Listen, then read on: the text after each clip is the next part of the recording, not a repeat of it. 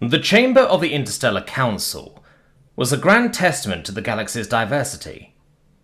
Towering crystalline structures shimmered with ethereal colors, fungal colonies pulsed with bioluminescent hues, and aquatic tanks bubbled gently, housing representatives from waterborne species. As Ambassador Kovacs of the Fraxian Collective, I had seen eons of debate unfold in this very hall. Yet the discussion today was unprecedented, a disruption of millennia-old truths.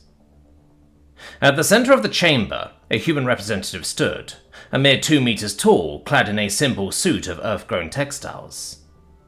His name was Elias Clark, and his presence here was an anomaly in itself.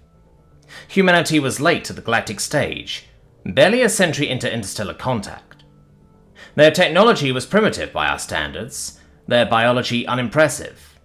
Yet their actions had upended everything we thought immutable. "Ambassador Clark," I began, my voice resonating through my vocal glands in a low hum. "It is not our custom to doubt the reports of a member species, but the claims your kind has presented, they defy all known logic.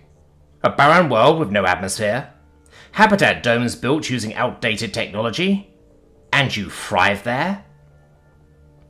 Elias smiled, an expression humans use frequently, though its nuances often eluded me.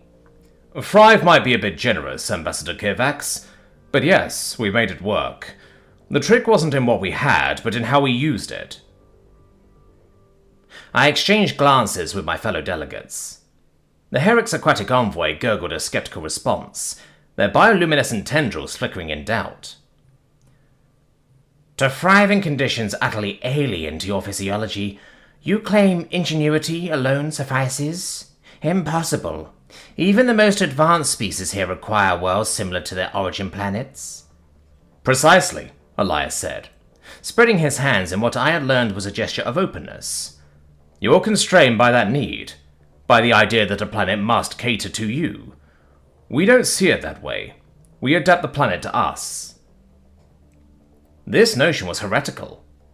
The Interstellar Council had long operated under the truth that colonization was dictated by biology. Desert species sought deserts, aquatic species water, and so forth. To hear humanity dismiss this axiom so casually was unsettling. "You misunderstand," I said, leaning forward on my chitinous legs. "Our civilization have evolved over millions of years, perfectly attuned to specific environments. The cost of altering an entire planet to suit our needs would be prohibitive, irrational." "Not if you think creatively," Elias countered. "Take Alpha Centauri's Savannah world.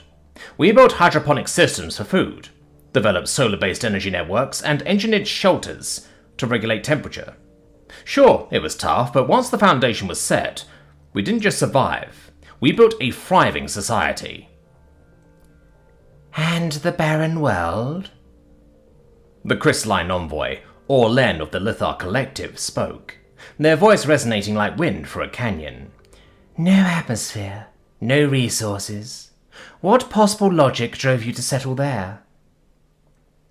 Elias laughed softly, a sound I have come to associate with amusement rather than disrespect.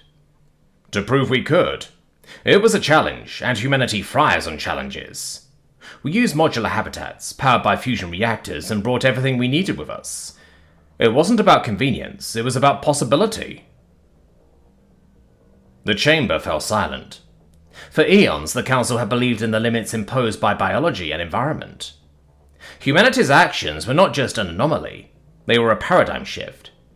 If a species as young and technologically inferior as humans could do this, what did that say about the rest of us? "I see the doubts on your faces," Elias said, his tone softening. "But understand this. Humanity doesn't see limits the way you do. We look at a barren world and see potential. We look at challenges and see opportunities. If that makes us strange, so be it. But maybe it's time the galaxy started thinking the same way." The delegates murmured among themselves, and I found myself grappling with a question that had never occurred to me before. For eons, we had adhered to a system of colonization rooted in tradition and biology. Yet here was humanity, tearing through those boundaries with sheer determination and creativity.